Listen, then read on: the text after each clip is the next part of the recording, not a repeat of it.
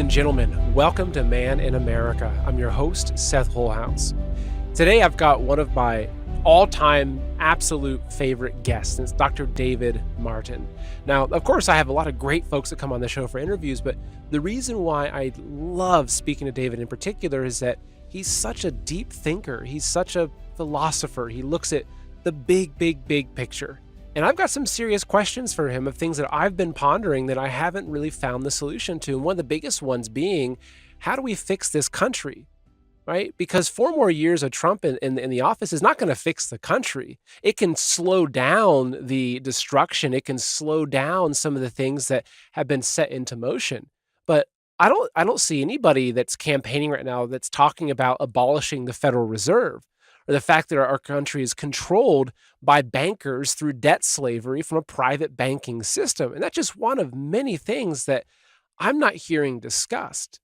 And if you look at the systems that make up what our country is and the systems that hold together the fabric of our society, these systems have been infected with this specter, with this mind virus, this communist woke entity that's corrupted. It's like a cancer that's moved in, and now it's in the bones of the country. So how do we fix this? Like, how do we move forward as a nation and as a people living here on this land and establish something that will protect and cherish our children for generations to come?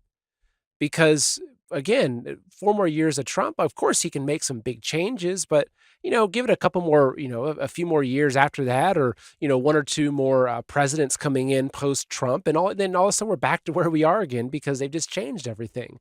So these are some serious questions that, as we approach the election, and as a lot of us are reflecting on what the future of this country is, these are topics that are weighing on me. And so I'm very happy and very excited to ask these questions of Dr. David Martin. So folks, please enjoy the interview. Folks, we all see it. Everything's getting more expensive.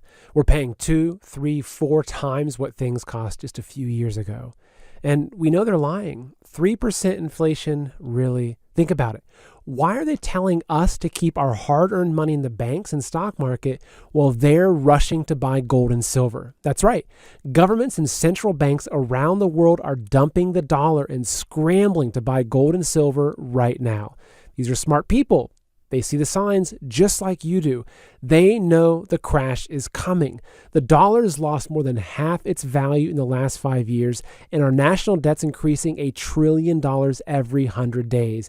It can't go on like this. Even Bank of America is warning about a dollar collapse.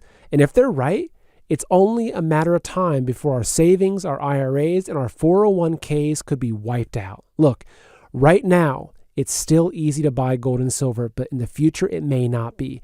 Experts are saying that prices will keep surging, and UBS says that gold could even go up to $5,000 an ounce. Noble Gold's phones have been ringing off the hook because the folks who get it aren't wasting time. Now, I can't tell you what to do with your hard-earned money, but I can tell you that even if just some of your savings are in gold and silver, you can rest assured that money is safe. So call Noble Gold and protect your wealth today. It's better to be 6 months early than 1 day late. So call Noble Gold today at 626-654-1906 or visit goldwithseth.com and set up your free wealth consultation. The phone number and the websites are also in the show's description. Dr. David Martin, I have to say I have been looking forward to this conversation so much, as I always enjoy speaking with you. Thank you so much for being here with us today. Seth, it is an honor, and I find that every one of our conversations is enriching. So I love this time with you, and I'm looking forward to this one as well. Good. It's kind of fun because I oftentimes I don't have any agenda coming into our conversations. There's no like outline of main topics, but a lot of times what I do with you is I just open up of where I'm at. Like, here's what I'm trying to process right now. And then I throw it your way, and it's like adding fuel to a fire that ends up being great. It keeps us warm and cozy. And yeah, exactly. And I have 8 fireplaces in Kim and my new home. So so we got plenty of fire. And when you come down to Virginia, you'll stay here. So I'm looking forward to it. So the one thing, obviously, the elections on the mind of Yeah. most people right now, but the one thing that I'm trying to grapple with here is let's just let's just pretend that Trump gets in, and Yeah. he's, and whatever it is, say that, we overwhelm the polls so much, or whatever the reason being that he does get in. The way I'm looking at it is that if he just takes a normal 4 years, and say he's still somewhat aggressive as a president and trying to change things and drain the swamp, I just feel like that, looking back at the history of our country, that it's almost like we went off course, like, well over 100 years ago, Yeah. with the Federal Reserve, and with things like this two-party system that we're stuck in, right, between A and B and Yeah. A and B and A and B. And I just feel like that we have come so far from where the country started, and that even the bones of our country, like the systems that form our society, have been corrupted. It's a cancer that's literally in the marrow of the bones of the body of the Yeah. country, Yeah. whether it's education, big pharma, the lobbying industry, DC, the media, big tech. And so that even if Trump does get in and has 4 more years, unless he does something more drastic, then, whatever policies he changes and everything, when he's out in 4 more years, it'll get changed back again. And we're stuck in the same fight. We're stuck in the same battle of just, the establishment controlling both parties, the mainstream media. Yeah. So I guess in your opinion or your thoughts, what is the solution? Because I feel like the constitutional republic, and what has kind of transformed into what they're telling us, "Oh, you have freedom and democracy to choose one or two candidates that we've pre-chosen for you," right? Yeah. I just feel like that I don't see a way forward within the current system. And I'd love to hear what your thoughts are. Yeah. So Seth, I have obviously tons of people who want me to come out publicly with some sort of endorsement of something. In my interview that I just finished, I had a dear friend who summarized a longer statement I made into a quote, and I'm going to now bastardize that quote and give you basically what he said, which was basically his summary of what I said, which is, until the ego is eclipsed by your moral character, you cannot lead. And I just want the chilling nature of that to settle in. Because, yes, we are at a state where America Inc. is a failed corporation. It was a failed corporation when it was set up by drug dealers and the opium trade, which was the first bank of the United States when Stephen Girard put it up at the very beginning. Second Bank of the United States was formed. It was another opium trader that came in and bailed out the Second Bank of the United States. And giant shock, we're still in the pharma industrial complex that set this country in motion in the first place. So let's be abundantly clear. The BS story we tell ourselves of our glorious founding was brought to you by drug dealers. So insofar as you believe that there's a great institution that can be built on the back of drug dealers, then you're probably in luck. But when I see people say make America great again, I always ask the question, what's your reference of the returning nostalgic point to which again refers? I think the idea of making America great is a good idea. I don't think the again part is anything other than an oxymoronic condemnation of our failure to educate ourselves about the actual world in which we live. So there is a significant historical error inside of our assumption that somehow or another there's an again to which we're supposed to return. But here's your point. Your point is, we have been deluded into the notion that selection and choice are the same words.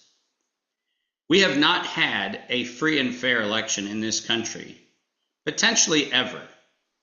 And the reason I say that is because we are offered to select among preordained candidates, not ever invited to choose leadership. And that's a big difference. And so to your point, I don't think that there is anything that can be done at the macro level with 4 years of a presidency. I don't think that is even remotely possible. The Constitution contemplated this very thing, and it said that there are times when the order must be rearranged. I mean, this is not something that wasn't contemplated by the founders. So let's be clear, the founders knew that we would come to this point where, like any other relationship, one has to examine the essence and the quality of the relationship and say, hey, you know what, this is no longer serving. And what I can confidently say is that there is no fix to the America institutional failure, which is that we have actually built a system since 1904 with the election of Teddy Roosevelt. That election was bought and bribed into existence so that the Fed could be created with Woodrow Wilson. You cannot look at 1904 and you cannot look at who was standing on the dais when the president was sworn into office and not see that the banks and the insurance companies that stood next to the president at the time of the inauguration did so as an appointment of their man, not as the inauguration of a president. And since 1904, we've not had a single president that has been independent of that influence. So, to your point, we're well over 100 years, precisely 120 years, without any democracy in this country. And that's a long time. That's 2 generations and 3 memorable generations that don't have the capacity to know what a functioning democracy is. And we keep yelling about the fact that we have democracy, this, that, and the other thing, but we don't have one. But we don't have one in part because, and this is the point I made earlier today, we don't in part because we have failed to take our personal accountability for the fact that we as a society have not been worthy of having our voices heard because we have decided to be complacent in the shells that we build around ourselves in the form of our possessions and our autonomy and our independence and all of these things. And rather than embracing liberty, which is the respectful ability to practice that which you and others believe in absolute tolerance, a principle that was brought to us by Cyrus the Great, that principle has been lost. And rather than that principle, we've adopted freedom, which is I'm going to be reflexive to the things I find odious. I'm going to declare my autonomy and independence from that. But I'm not going to be creative enough to think about what a better system is and how I can be part of building that. We're still looking for the savior. We're still looking for the white hats or the white knight or the messianic apocalyptic story or whatever we're looking for, but we're not actually saying that the same gospels that gave us the Messiah prophecies also told us that we should keep our lamps burning. We should trim the wicks of our lamps, because the date and the time is unknown. Therefore, we should stay vigilant. And we, as a people, have actually dropped the ball on vigilance, and we need to get that back. So, can we? Yes. Is it an easy task? No, because it means we have to look at our own contribution to the problem. And it's so much easier, Seth, to always point the finger out. It's so much easier to do that. But it does require that introspective self-examination, which is a sober exercise that then allows you to go, okay, I've got some humility that I have to take on. I have some repentance I have to take on. I have some things that I have to do to get myself in a position of actually being ready to articulate a choice, not a selection. No, so some really good points there, and I feel like that it's funny. I think like you're right in line with my thinking on this, which is always I think why we enjoy these conversations is because while most people are like we just got Trump 4 more years of Trump, we're going to fix the country, and I'm kind of thinking like okay, I agree that would be better than 4 years of Kamala, right? There's no question. I couldn't agree more. Yes. Right. And so that's a premise. I'm not for, price fixing and, more taxes and reduced, Second Amendment and reduced First Amendment. Obviously those are things that I stand, strongly in opposition of. But, when I hear these conversations where everyone's so focused on this, I feel like that it's almost like there was some sort of psychological operation at some point in the history of this country that said, here's what we're going to do. We're going to bring in and introduce and use our media to create this massive 2-party system where we control both sides and we're going to select, who's running on each side. Now, and I do agree that for a lot of reasons, I think Trump is outside of that system. I don't think he's fully outside of it, though. Like, he's not just some magical superhero billionaire that's coming in to No. save the day. He also has his ties to, a lot of things. And, whether we get into those or not, it's not important. That the bigger picture is that this psychological operation, which I feel like what it's done is that the people that care about the country, that want to save this country, the ones that would have been, right beside George Washington, right? That it's taken these people and it's turned them into political activists. It's convinced Yeah. people that the way you change the country is through the vote, it's through the politics, it's through the system, because of course, so obviously everyone's glued to the election right now. How's Trump doing in the polls? How did Kamala's recent interview affect her chances? Well, I'm excited to show you a groundbreaking app that gives you a whole new perspective on the election. It's called Kalshi, and it's the first legal exchange where you can actually place trades on any event, like a presidential election. So Kalshi has hundreds of markets to trade on, from presidential elections to who will control the House, to inflation, interest rates, even whether the government will shut down. And what's really cool about the platform is that you can trade on your opinions to make money or hedge risks that may impact you. Additionally, you can check the market odds, which come from thousands of people trading. So these odds can be highly predictive, which is why these markets are referred to as prediction markets. So let's take an example, which is the presidential election. So you can see that right now the race is at Trump 59%, Harris at 41%.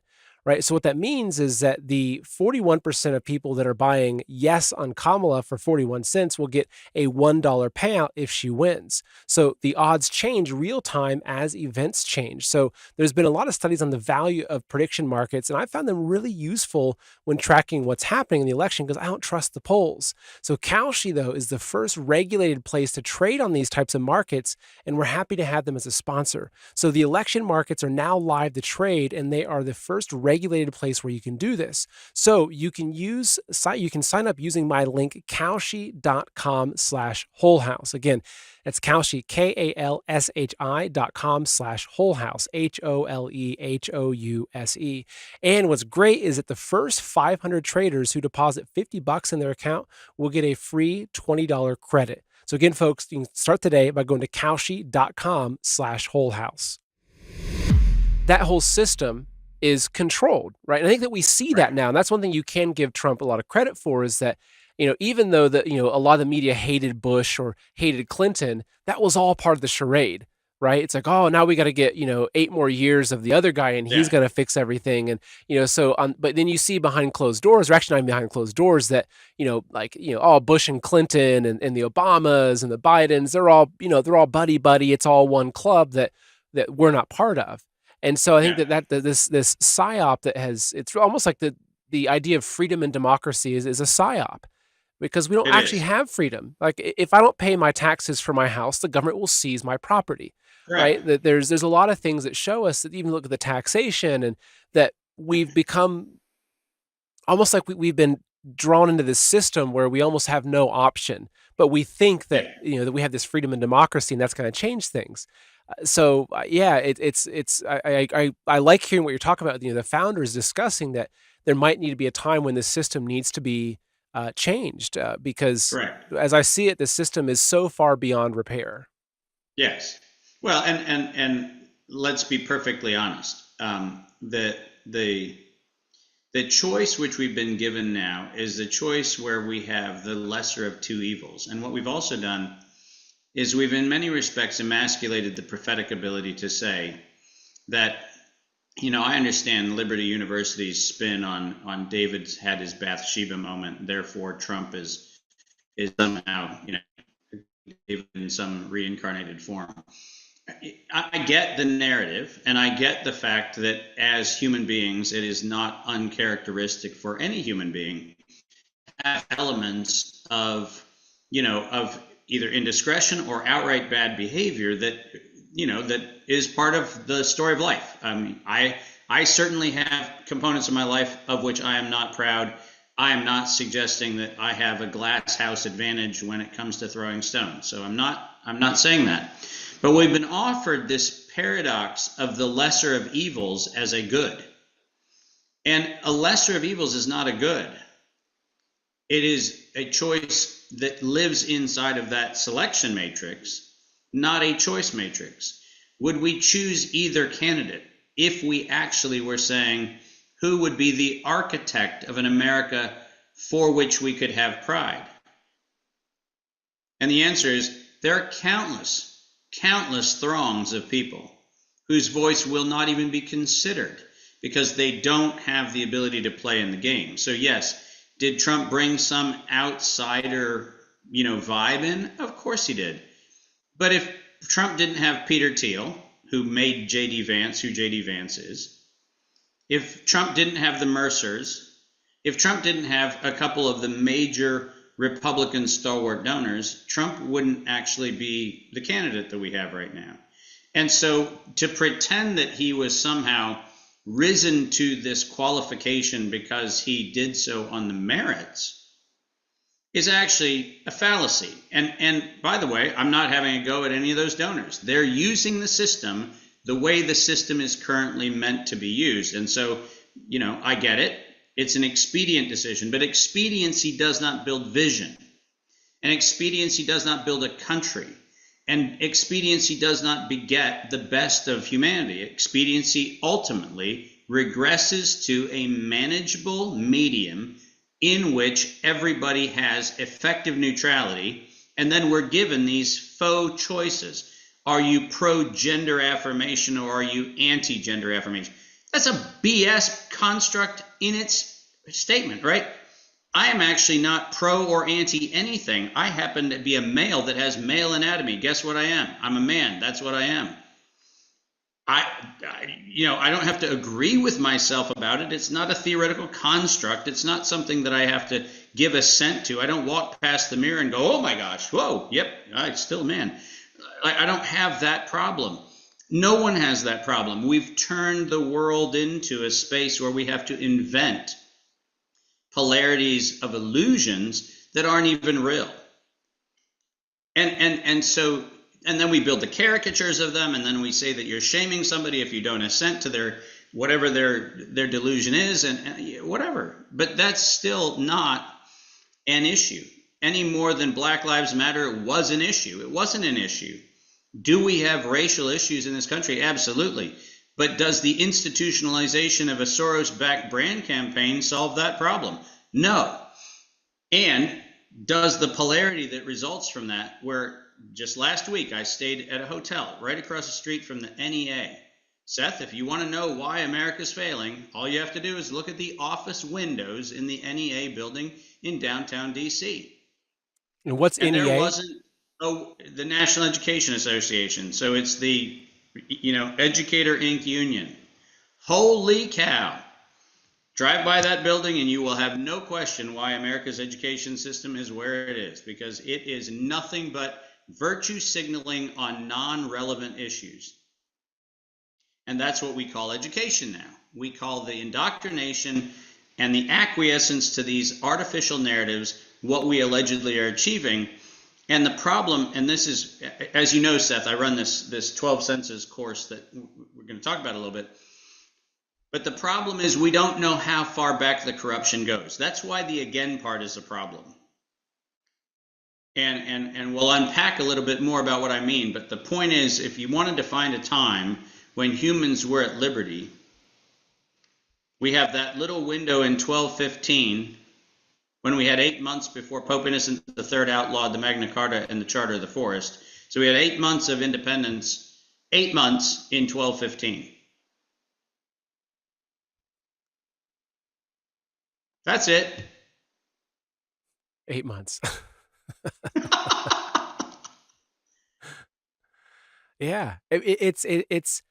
I'm glad that you mentioned the fake problems, right? Because I spoke recently at one of the Reawaken events, and part of that speech is talking about how we've got, we've now kind of realized we've got fake governments, fake politicians, fake promises, fake medicine, fake education, but entire generations fighting against fake problems.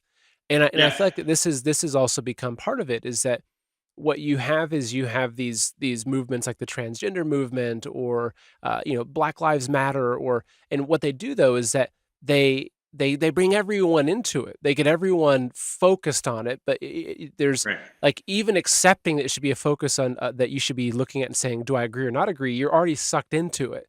But then what they also Exactly. have is they have these very prominent, say, right-wing people, like say Matt Walsh as an example, who's done great work, but he has a documentary, What is a Woman? And it goes viral when everyone's talking about what is a woman. And you have the Yeah. drag queen story. Of course we want to protect our children, but I feel like that what the whole thing is just taking us away from the real problems. And even if you That's look at exactly right. the what Trump is talking about, or RFK Jr., in their speeches, or even Elon Musk, I haven't once heard them say we need to abolish the Federal Reserve. I haven't once No. had them say that hey, our country is where it is today because our country is being controlled by a global banking cabal that we need to Yeah. get out from under if we ever want to have freedom. I mean, even that right there, like there's so many other issues that are also equally important, but even that one issue, it's an easy one for us to have a conversation about. Where's that discussion? Where's the, I mean, now Trump has touched on central bank digital currency a little bit, but I feel like that, America will never be free. We'll never have No. true freedom and sovereignty if our country is owned by a private banking cabal. Right. So Right. it's like another example of how it's like, are we going to, just 4 more years, is that going to fix things? Like the whole system is corrupted at its core. And a lot of it goes Yeah. back to the usury and the banking industry, of course. But Yeah. But remember, I mean, I love people talk about the 1960s quote, beware the military industrial complex. And I laugh at that, given the fact that if you go back and ask, well, where did the military come from? Well, the military in America came from the Navy. What was the Navy? The Navy was the protection against the British East India Company. What was the British East India Company? It was drug dealers, Seth. Why weren't we told beware the pharmaceutical industrial complex? Why good weren't we point. told, because they're the ones that actually created the military industrial complex. That's the reason why we have it. And it's always, we're going to create the illusion of the enemy. We're going to get everybody to be alerted. And then the deep state knowledge people all know that somehow or another, somehow Obama is controlling the CIA and therefore that's the thing. Or, Mike Pompeo is controlling the CIA and therefore that's the thing. Okay, great. But why do we have the CIA? Oh, that's right. Because we were actually coming up with illegal ways to engage in foreign manipulation, which the Monroe Doctrine explicitly told us not to do. And just for the point of reference, what did the CIA use as its primary mechanism of funding? Oh, that's right, drug dealing. Giant shock. Iran-Contra. Oh yeah, war on drugs, Nancy Reagan, thank you very much. No, the Ronald Reagan that we all aspire to was the authorizer of the largest drug dealing cabal that built the drug lords that now occupy South and Central America. And they were the forerunners to now the Mexican cartels that bring fentanyl into this United States every year, killing 70,000 Americans at least. Those are the ones we know about. We don't know how many others get killed, but we don't have anybody saying, oh, by the way, hold on a minute, hit pause. Is it the case that the systems that we have are still beholden to the drug lords? Seth, this goes back to Queen Elizabeth I. Right? So that's why I keep telling people, this make America great again, make, democracy great again, whatever people want to do. Give me a freaking break. Get educated. There's no again. Why do we have the banking cabal? Oh, that's right. To launder the money of, are you ready for this? The drug dealers. Like, it was opium traders that owned those banks, Seth. It wasn't banks because we needed banks. It's banks because we needed to launder drug money. What? This is not news. But we're pretending that the issue is, does Susie or Johnny have a drag queen in his or her fourth grade class? Now, hey, I don't appreciate that, and I think it's a wrong thing to do. But guess what? That distraction keeps you from reading, keeps you from listening, keeps you from deep inquiry. And as long as they can keep us distracted with the flies buzzing about the head of the corpse, we don't look at the fact that it's a corpse.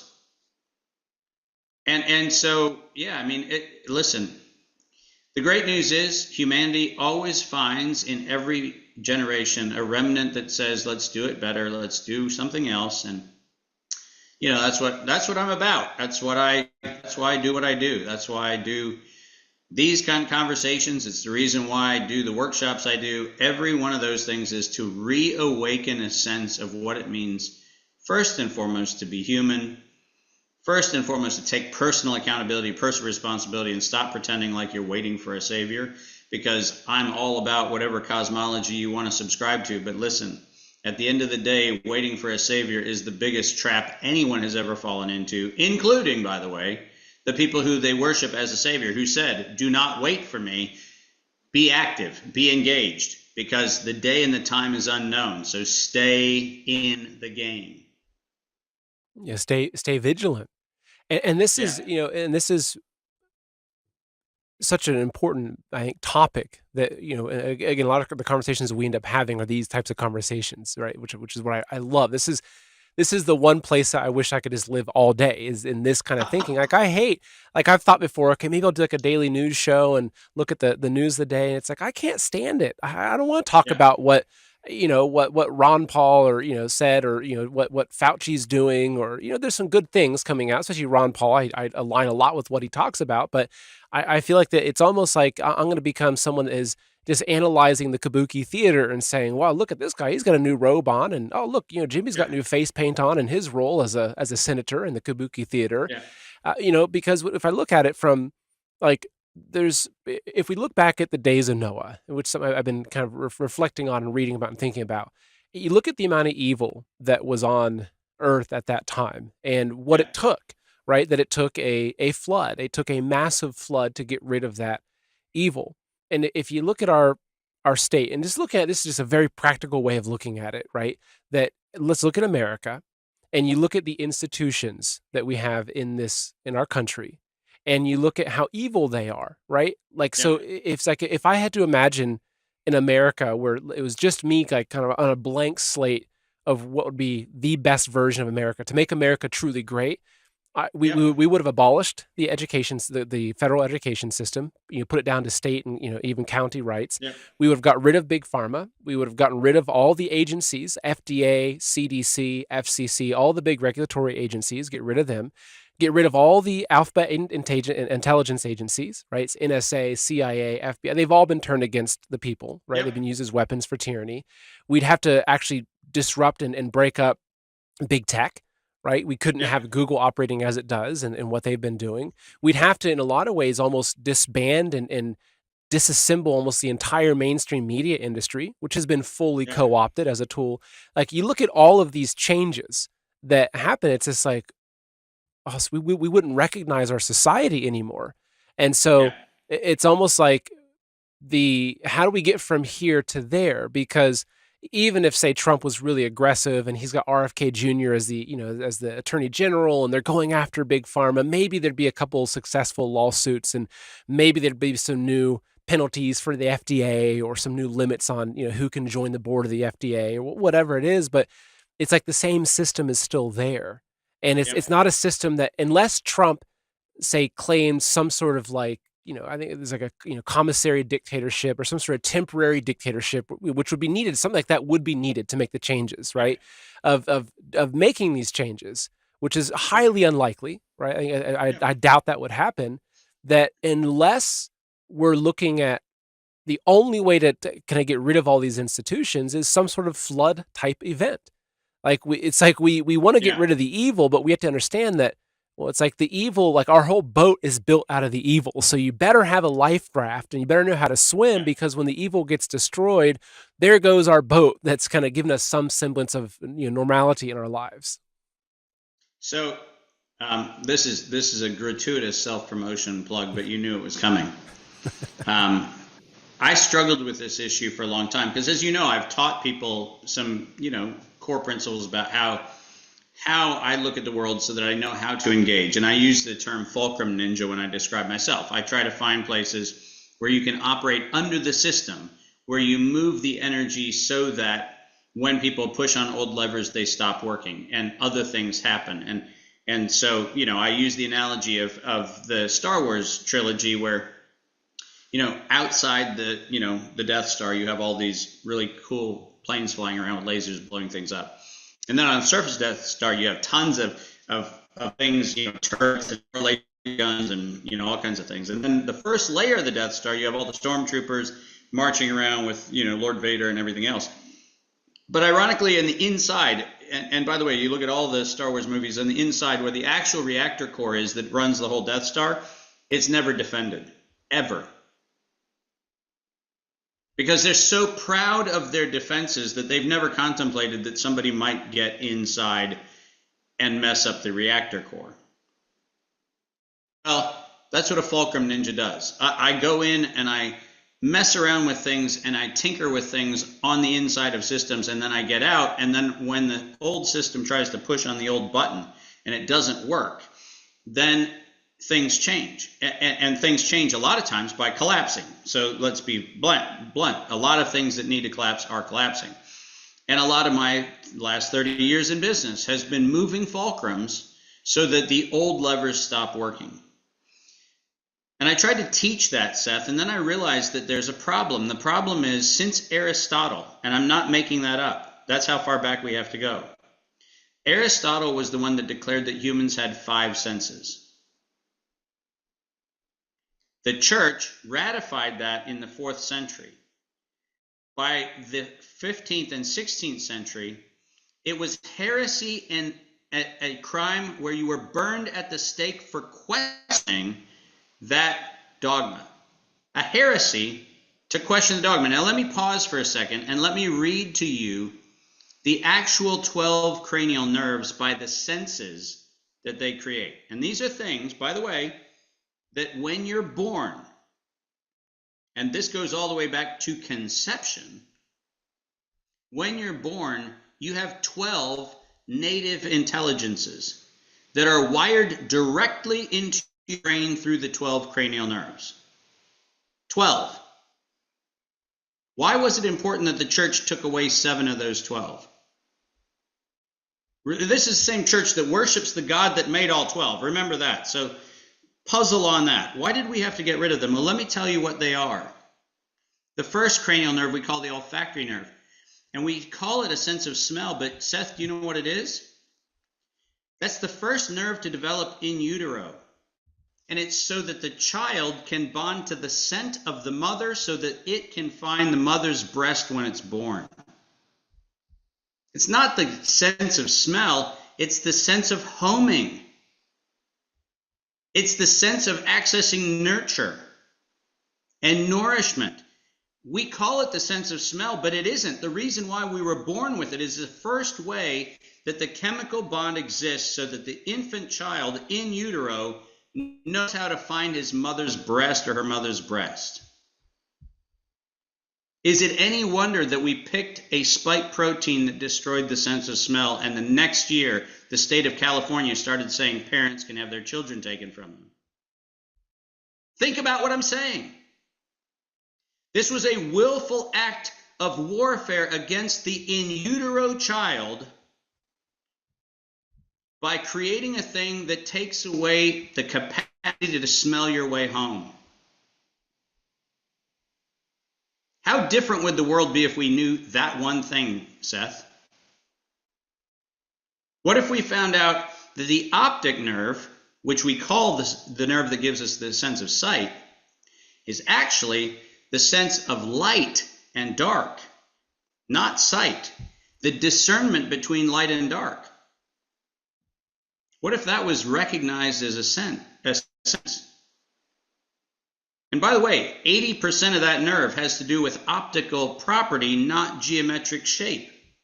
So what we call sight is only 20% of what sight actually is. But we don't teach people that. We don't teach anybody the third cranial nerve, the ocular motor nerve, which gives us a sense of attentiveness. The sense of attention, the ability to focus, the ability to engage eye to eye, connecting with another human being. We don't even call that a sense, so we discount it entirely. We don't have any word for the trochlear nerve, which gives us the sense of esteem, the ability to hold your head up and be confident. Ironically, Seth, do you realize that the most significant thing you can do to harm the trochlear nerve is actually micro traumas by hitting people on the head, particularly boys on the head? Is it any wonder that we put little boys in football, exposing the micro traumas, and then we wonder why there's an esteem problem among the males in our society? We literally beat it out of them. If we knew that was a nerve, and if we knew that nerve gave us the ability to hold our head up and be proud of our own self, we would not do what we do. But we institutionalize the damage of that and then wonder why, where have all the good men gone? We don't even know that it's one of the 12 senses that God wired into creation. We say that we understand the idea of the sense of touch, but the sense of touch doesn't even exist. The brain that was wired at creation actually gives us the sense of temperature and of pain. So we're sensitive to our surroundings, not by touch, by warmth and by coldness. Wouldn't it be interesting to actually have the sense of feeling what it feels like to be embraced or rejected, that sense of connectedness? We don't talk about that. We call it touch, and then we bastardize that with all kinds of perversions. We don't even talk about the fact that we have a cranial nerve called the abducens nerve, which gives us the ability to navigate our dream state so that we can access prophecies and dreams. We can actually have a sense of premonition.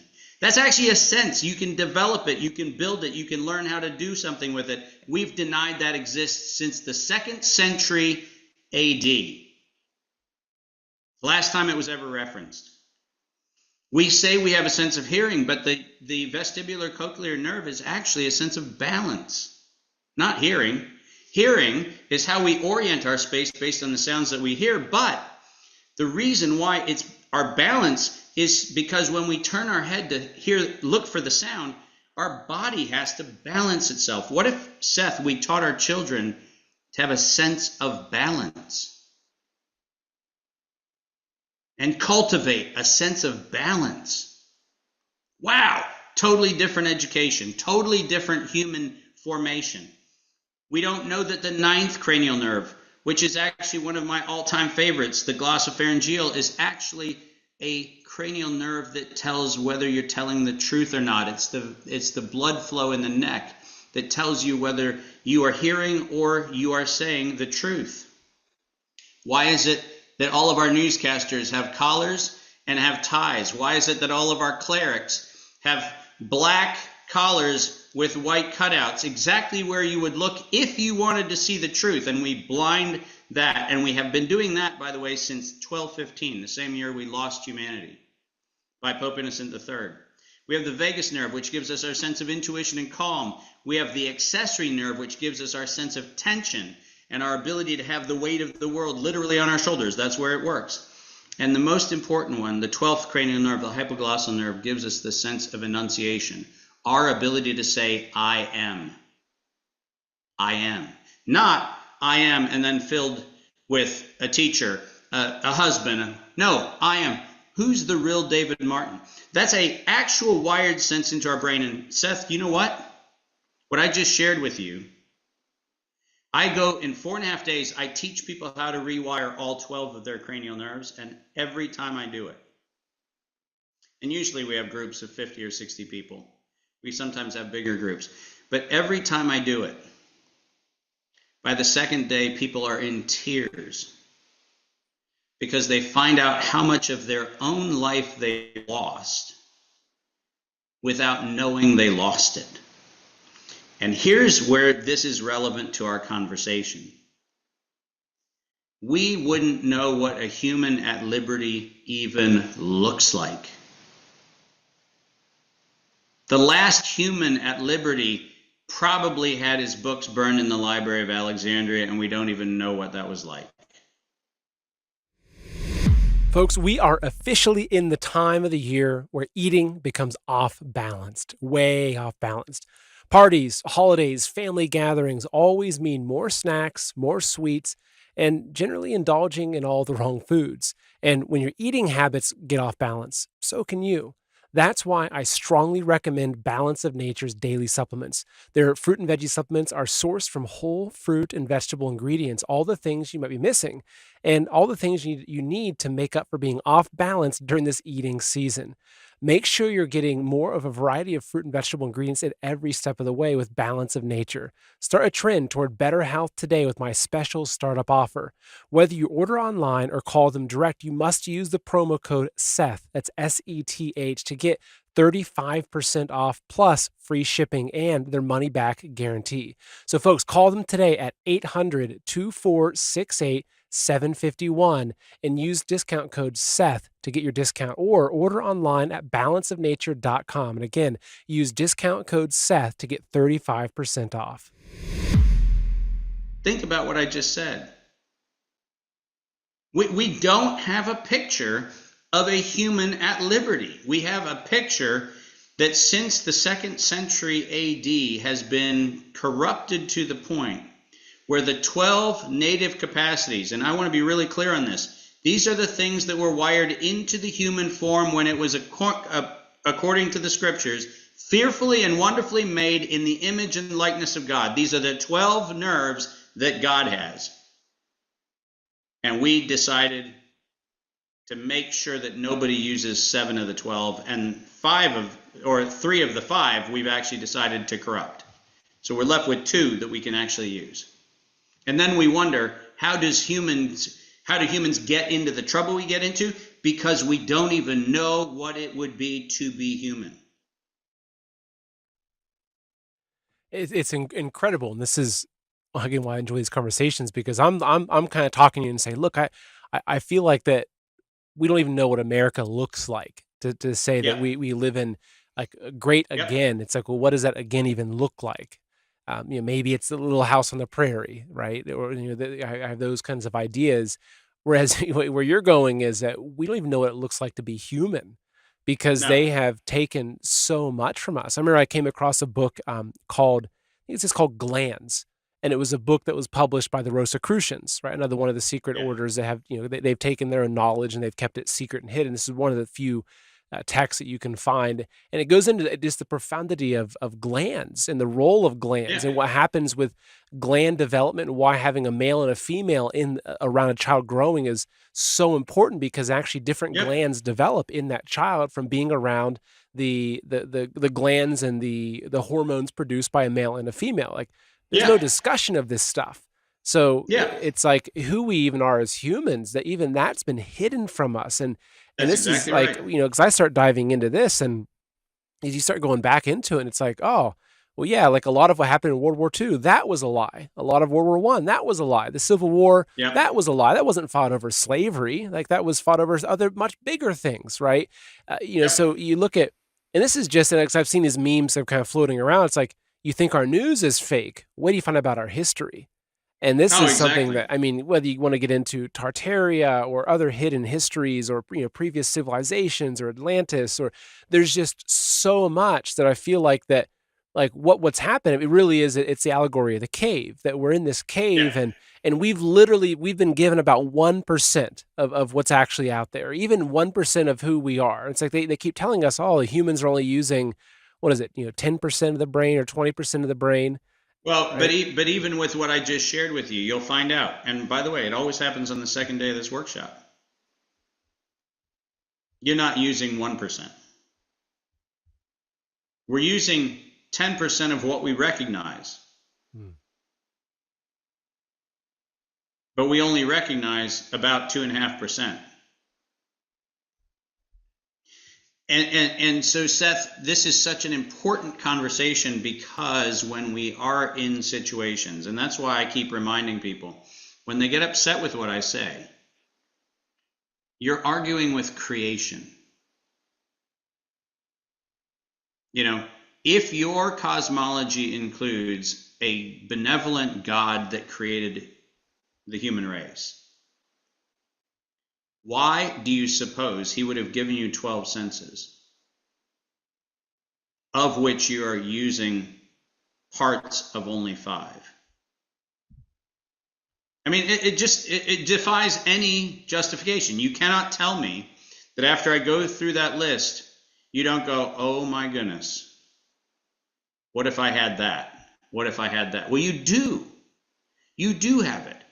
And in 4.5 days, I actually get them turned back on in a room full of 60 people or 50 people or 100 people. In 4.5 days, you can actually figure out how to turn them back on. But you actually have to know they're there to turn it on. It's like knowing that there's a light in your house. If you don't know there's a light and you always curse the darkness, well, that's on you, because there is a light there. You have to find the switch, but you have to know that there's a switch for the light. You have to know there's a light to be switched. You have to know that you don't know a thing. And then that opens up the possibility to say, oh my goodness, if I'm fully awake, if I'm fully alive, if I'm fully alert, what else is possible? And that's why when I talk to people about what's the future of America, I always go, wrong question. What's the future of humanity? Because what is AI going to do, Seth? AI is going to take the 5 senses that we pretend we have and take them down to 1.5.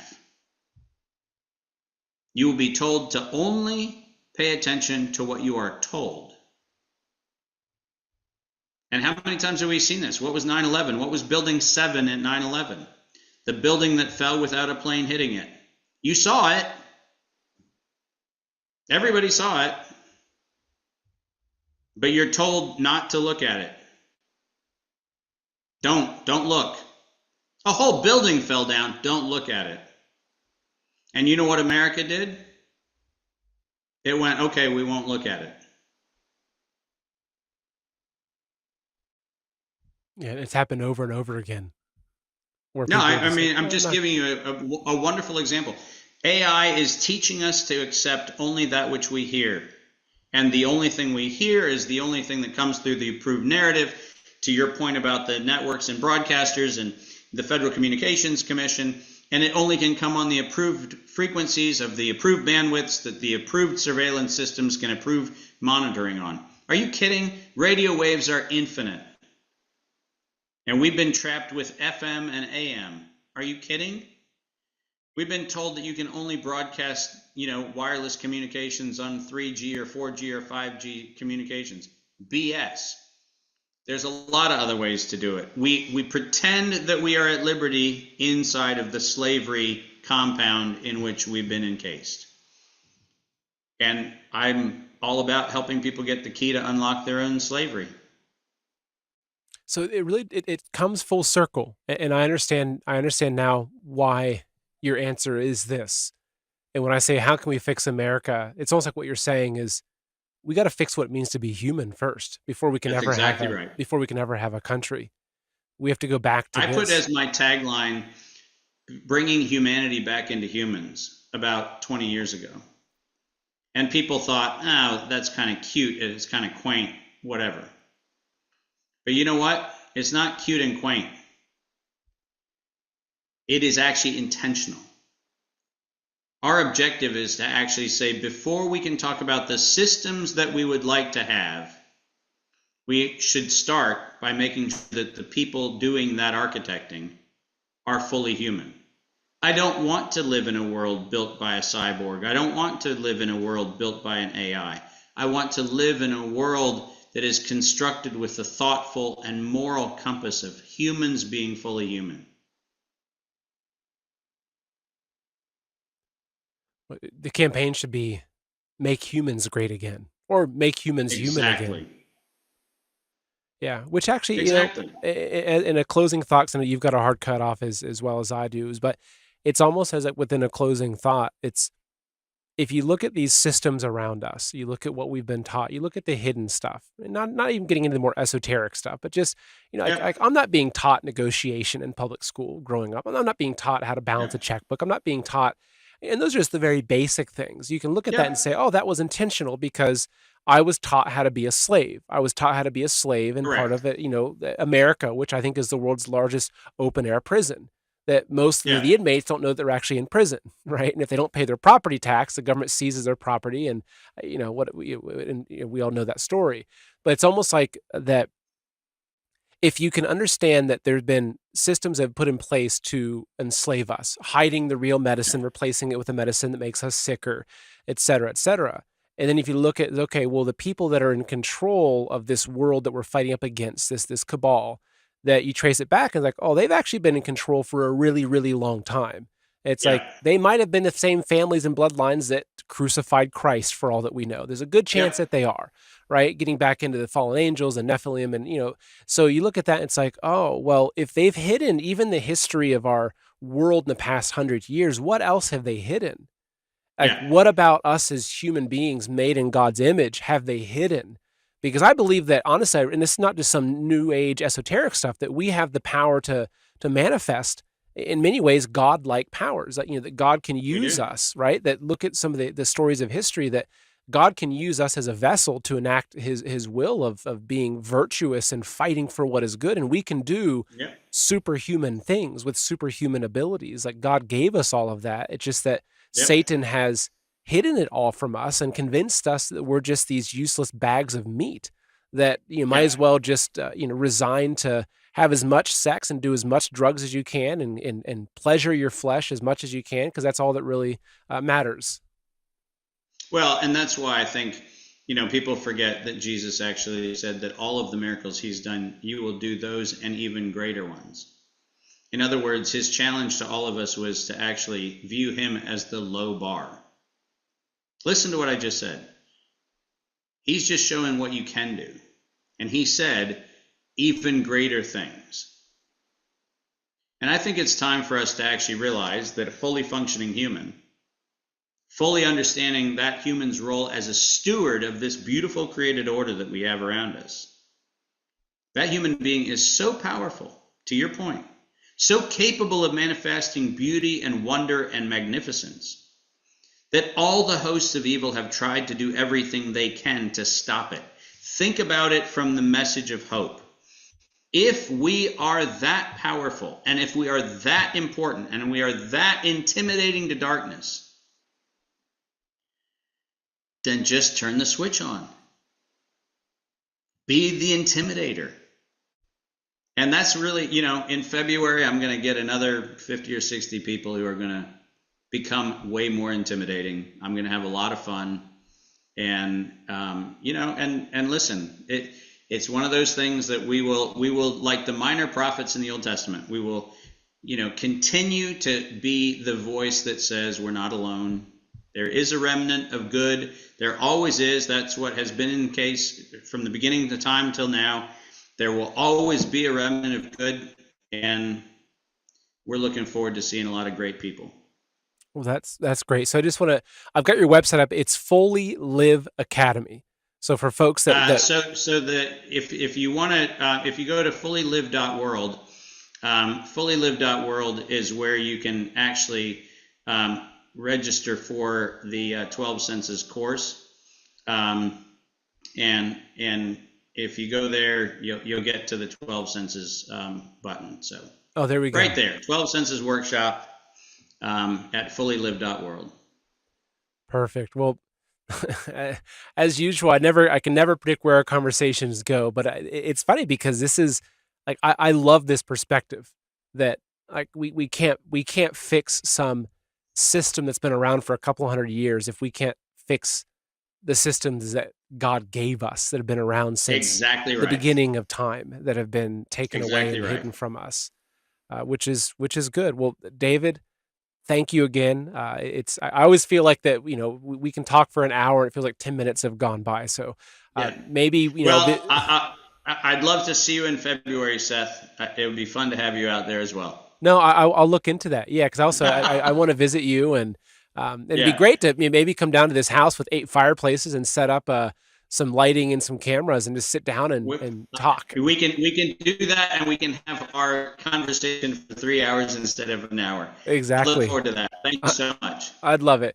All right. Take care and God bless, David. Always nice speaking with you. Thanks. So you've heard the news. Food factories burned to the ground. Millions of chickens gassed in the name of bird flu. Bill Gates and the CCP buying up farmland like there's no tomorrow. The government is literally paying farmers to slaughter livestock and shut down farms, and bugs are on the menu whether you like it or not. Just think about where this is headed. Henry Kissinger once said, "Who controls the food supply controls the people." and history is full of stories of tyrants using food to break people's will. Now, look, you're watching my show, which means you're probably not the kind of person that'll bow down to tyranny.